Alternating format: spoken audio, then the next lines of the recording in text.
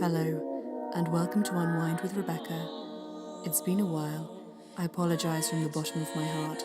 To say that life took over is an understatement. Aside from a poisonous job which I have recently quit, my life has actually been very good.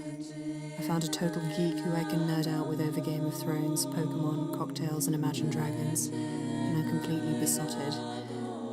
But now I think it's time to pick up where we left off.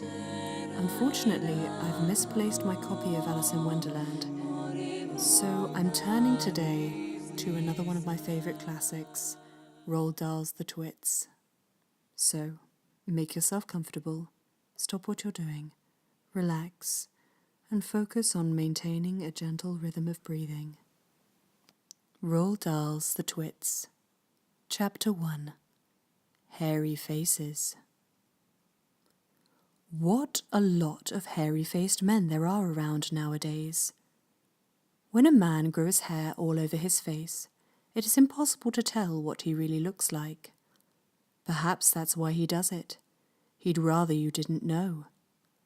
Then there's the problem of washing. When the very hairy ones wash their faces, it must be as big a job as when you and I wash the hair on our heads. So what I want to know is this: how often do all these hairy-faced men wash their faces? Is it only once a week, like us, on Sunday nights? And do they shampoo it? Do they use a hairdryer? Do they rub hair tonic into it to stop their faces from going bald? Do they go to a barber to have their hairy faces cut and trimmed? Or do they do it themselves in front of the bathroom mirror with nail scissors? I don't know. But next time you see a man with a hairy face, which will probably be soon, maybe you will look at him more closely and start wondering about some of these things. Mr. Twit. Mr. Twit was one of these very hairy-faced men. The whole of his face, except for his forehead, his eyes and his nose, was covered with thick hair. The stuff even sprouted in revolting tufts out of his nostrils and ear holes. Mr. Twit felt that his hairiness made him look terrifically wise and grand, but in truth he was neither of these things. Mr. Twit was a twit.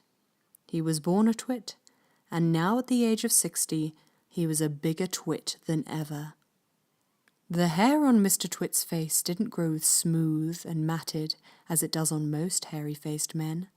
It grew in spikes that stuck out straight like the bristles of a nail brush. And how often did Mr. Twit wash this bristling nail-brushy face? The answer is never. Not even on Sundays. He hadn't washed it for years. Dirty beards.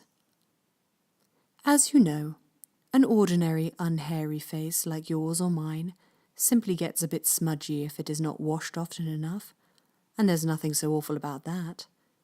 But a hairy face is a very different matter. Things cling to hairs, especially food. Things like gravy go right in among the hairs and stay there. You and I can wipe our smooth faces with a flannel, and we quickly look more or less all right again. But the hairy-faced man cannot do that. We can also, if we are careful, eat our meals without spreading food all over our faces, but not so the hairy man. Watch carefully next time you see a hairy man eat his lunch, and you will notice that even if he opens his mouth very wide, it is impossible for him to get a spoonful of beef stew or ice cream and chocolate sauce into it without leaving some of it on the hairs.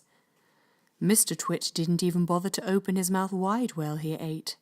As a result, and because he never washed, there were always hundreds of bits of old breakfast and lunches and suppers sticking to the hairs around his face. They weren't big bits, mind you, because he used to wipe those off with the back of his hand or on his sleeve while he was eating. But if you look closely, not that you'd ever want to, you could see tiny little specks of dried-up scrambled eggs stuck to the hairs, and spinach and tomato ketchup and fish fingers and minced chicken livers and all the other disgusting things Mr. Twit liked to eat. If you looked closer still, hold your noses, ladies and gentlemen, if you peered deep into the moustachy bristles sticking out over his upper lip, you would probably see much larger objects that had escaped the wipe of his hand, things that had been there for months and months, like a piece of maggoty green cheese, or a mouldy old cornflake, or even the slimy tail of a tinned sardine. Because of all this, Mr. Twit never went really hungry. By sticking out his tongue and curling it sideways to explore the hairy jungle around his mouth, he was always able to find a tasty morsel here and there to nibble on. What I'm trying to tell you is that Mr. Twit was a foul and smelly old man. He was also an extremely horrid old man, as you will find out in a moment. Mrs. Twit. Mrs. Twit was no better than her husband. She did not, of course, have a hairy face. It was a pity she didn't, because that at any rate would have hidden some of the fearful ugliness. Take a look at her. Have you ever seen a woman with an uglier face than that? I doubt it. But the funny thing is that Mrs. Twit wasn't born ugly. She'd had quite a nice face when she was younger. The ugliness had grown upon her year by year as she got older. Why would that happen? I'll tell you why. If a person has ugly thoughts, it begins to show on the face.